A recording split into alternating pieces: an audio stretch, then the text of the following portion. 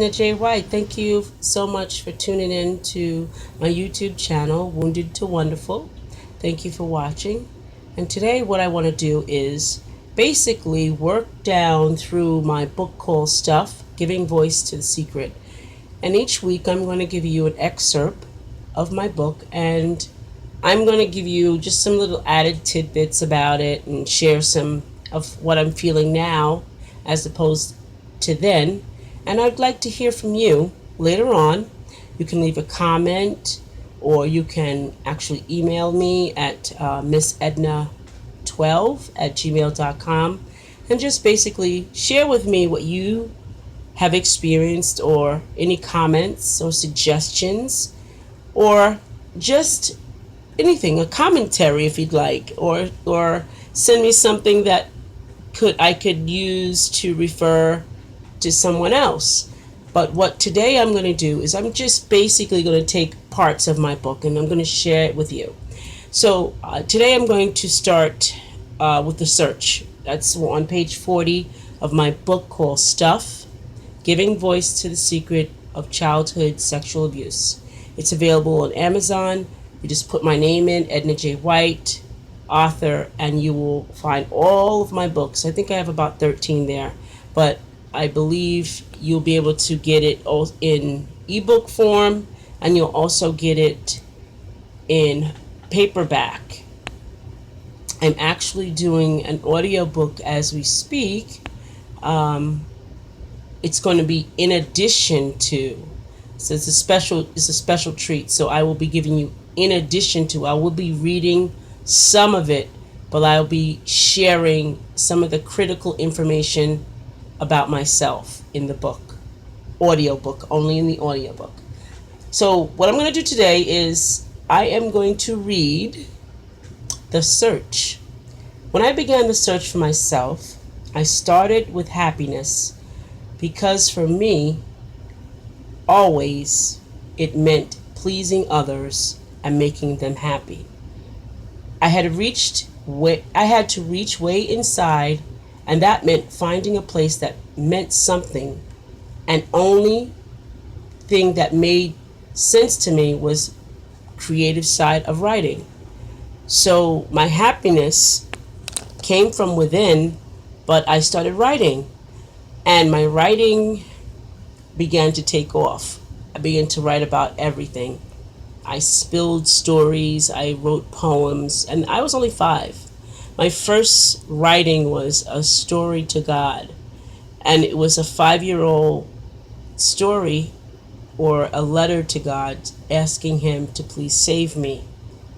And that was my first letter to God, which I'm getting an idea now. Maybe I should add that letter because I do have a copy of it. Strangely to say, but I do.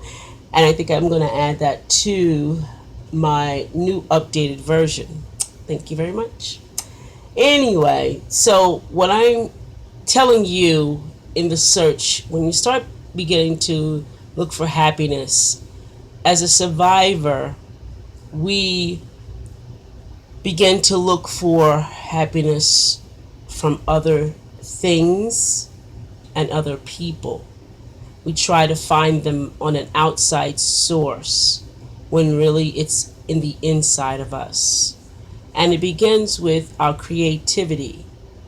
It doesn't necessarily start with our work, doesn't necessarily start with us going to school or our sports, but it begins finding the creative energy that is within us. And inside of us, we have artistic values. Artistic values are basically writing, drawing, creating something from inside and making it outward. That could be creating fashion, showing your style. So it's creating something that never was there, but it comes from inside.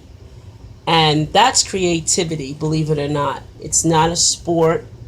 A sport is basically a skill, but creativity is from within. And all of us have it.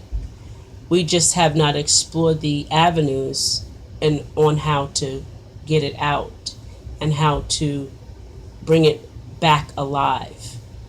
Our happiness is within us, and it always has been. It's just been dulled out from all the experiences that we've had. And as a small child, even having tragic or traumatic instances, we find some place to have creativity. Why is that? It's because that we're so transparent and we're so real. Along the way to adulthood, we begin to create masks and create a facade of what we think other people want to see. So it's like a chameleon, as it were.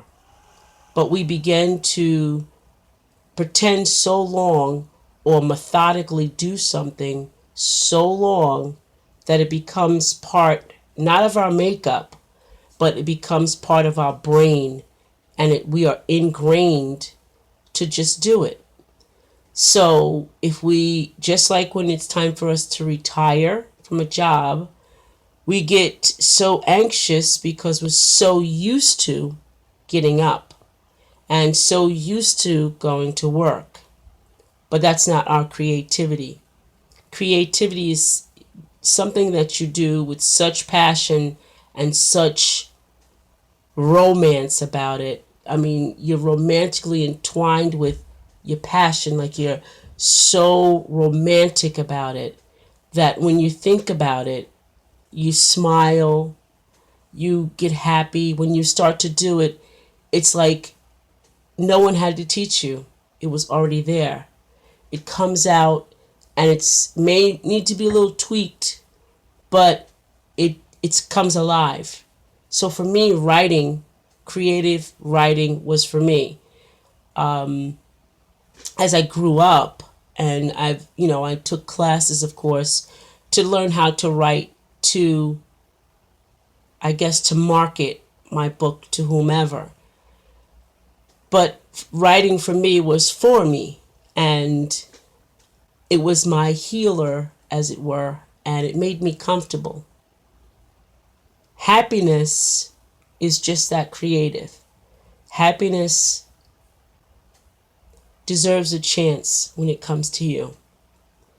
It deserves to be found. It's waiting for you, and you just have to get it.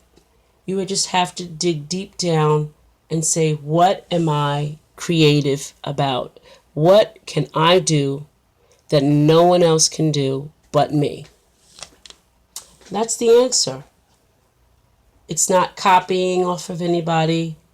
It's not writing a book because I wrote it. And it's not drawing a picture because someone else drew it. It's drawing and writing because you can do it. You do it out of a clear and a honest and a truthful intent. That's what creativity is. It's a truthful intent. A love of something with a truthful intent. It's not your work, because we all may want to work in certain fields, but our creativity is what we love to do. We may love to dance, and that, although that takes a skill that shows our emotions, that's a dancing, writing, and art. Any type of art like that is all of our emotions balled up in one, and we show it by dancing, by writing, by art. We show it through that way, and you can see it all. You can see all of our emotions on the palette, on a piece of paper, on the dance floor. All of those things is a romantic feeling, has a romantic feeling about it. That's what happiness is. It's such a romantic feeling that you know that when you do it, no one else can do it like you. You know